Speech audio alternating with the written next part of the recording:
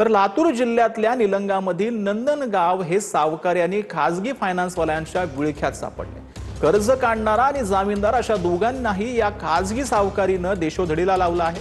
कर्ज घेणाऱ्यांच्या डोक्यावर तर कर्ज वाढलंच जातं, मात्र त्याही पेक्षा वाईट अवस्था कर्जदारांसाठी जामीनदार राहणाऱ्यांची आहे। पाहूया। महाराष्ट्रातला शेतकरी पूर्णतः सावकारांच्या जाळ्यात अडकत चालला। अशा प्रकारच्या काही घटना ज्या आहेत त्या लातूर जिल्ह्यातून पुढे येतात। या अनेक जण या गावातले आपल्या सोबत आहेत, त्यांच्याकडनं परिस्थिती जाणून घेणार आहोत। सगळे शेतकरी जे आहेत ते अडचणीत आले। तुम्ही 1.5 लाखाचं फायनान्स घेतलं आणि तिथून सगळा प्रकार सुरू झाला। मी म्हणजे जामीन घेतलो साहेब, 1.5 लाखाला म्हणजे जामीन। कर्ज घेतलं नव्हतं, फक्त जामीन घेतलं? जामीन घेतलं होतं। तुमच्या पोरानं एवढं देणं केलंय, एवढे ह्या माणसाचे पैसे आहेत, पैसे काढले आणि ती पैसे द्यावं लागते। तुमची जमीन लिहून घेतली? जमीन लिहून घेतली। किती जमीन लिहून घेतली? 5 एकर लिहून घेतली। रजिस्ट्री झाली? हा झाली। 4 वर्षासाठी म्हणून? 4 वर्षासाठी म्हणून घेतले आणि 1.5 वर्षातच कब्जाला आली। उगच नेले उचलून माणसावाला, दंडी मुडपीनं सह्या घेतली। कुठलं वाचून बघू दिलं नाहीत, काहीच नाही। त्यांनी गेले, सह्या केली आणि घरला आले। तुम्ही जावा सह्या करून, आम्ही देता तुम्हाला पैसे म्हणले। हा मोबीन आत्ताच त्या सावकारांच्या तावडीतून सुटून इथे पळत आलेला आहे। मला सांगा काय काय घडलंय? सर सकाळी मी शेताकडून आलो। किती पैसे घेतले होते तुम्ही? फक्त 40,000 रुपये फक्त मी घ्यायला नाही सर। शेती आणि वेल्डिंगचा व्यवसाय करतो आणि त्याला 40,000ची गरज होती आणि आता 40,000ची किती मागताय? 40,000 मी घ्यायला नाही सर।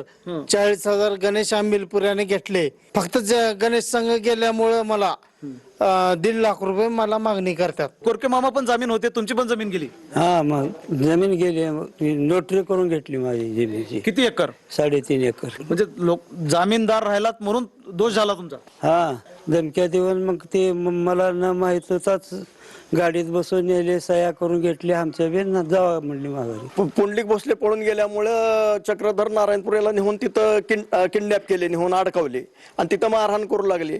मग दुसऱ्या दिवशी मी त्यांचा चुलत भाऊ चक्रधर मधुकर नारायणपूर यांचा चुलत भाऊ असल्यामुळे मी आणि चक्रधरचे मामा नाराव कोरके आम्ही 2 जण जाऊन आमच्या चुलत भावाला तिथून सोडवून आणलो। आणि म्हणजे हे 2 जण जामीनदार राहिले आणि यांचे 20 लाख रुपये आतापर्यंत वसूल करण्यात आले केवळ जामीनदार राहिल्यामुळे। आणि काही कोरके मामाची 3.5 एकर जमीन जी आहे ती बळकावण्यात आलेली आहे नोटरी करून।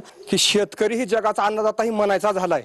त्या जगाच्या अन्नदात्याला तुम्हाला तो उचलून नेऊन जर तुम्हाला त्यांच्या शेतामध्ये तुम्हाला सांगतो त्या सावकाराच्या जर डांबलाले तर आमचे काही तुम्हाला सांगतो गावाल्याचे हात बांधलेले नाहीत।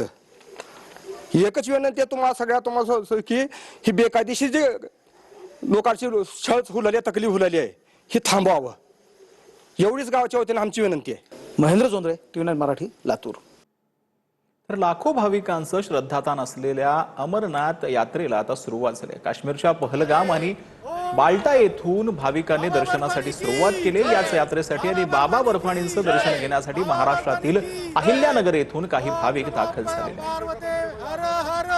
तुमचा कॅम्प कुठून आहे आणि कधीपासून सुरू? पहलगामचा मार्ग हा पारंपरिक मार्ग आहे आणि त्या मार्गाने आम्ही जाणार आहे। आमचे अजून 18 जण ग्रुप रेल्वेमध्ये आहे, तो सध्या इथं उद्या संध्याकाळी पोहोचणार आहे। दादा मला सांग, खरं तर मागच्या वर्षी पहलगामचा हल्ला झालेला होता, म्हणजे विसरू शकत नाही अशी घटना आहे, देश विसरू शकत नाही अशी घटना। त्यानंतर होणार ही यात्रा, भीती आहे मनामध्ये त्या अनुषंगाने?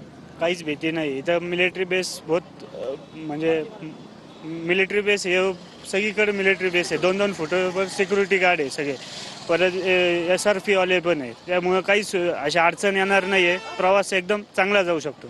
अच्छा, बाबाकडे काय मागणी? तसं काय नाही, आमचा प्रवास वगैरे ठीक व्हावा आणि बस तेवढीच इच्छा आहे की तुमच्या तिथं दर्शन वगैरे व्हावं बस।